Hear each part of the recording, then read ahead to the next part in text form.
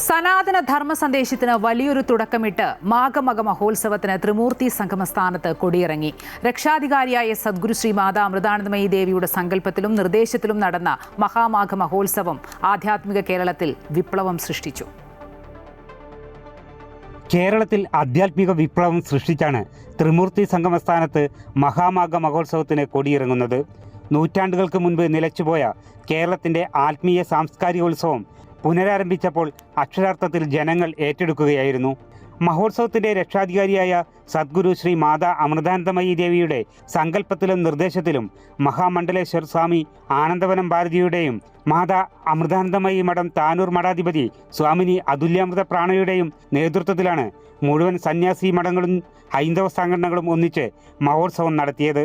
നിളയുടെ ഇരുകരകളിൽ തിരുനാവായയിലും തവനൂരിലുമായി നടത്തിയ മഹോത്സവത്തിൽ ജനലക്ഷങ്ങളാണ് പങ്കുചേർന്നത്.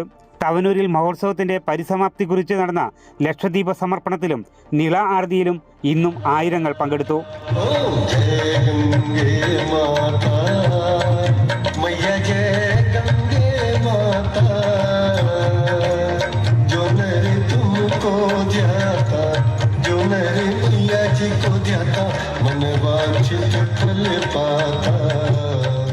പ്രതീക്ഷകൾക്കപ്പുറമുള്ള ജനപ്രവാഹത്തെ അനിഷ്ട സംഭവങ്ങളൊന്നുമില്ലാതെ നിയന്ത്രിച്ച സംഘാടക മികവും എടുത്തു പറയേണ്ടതു തന്നെയാണ്.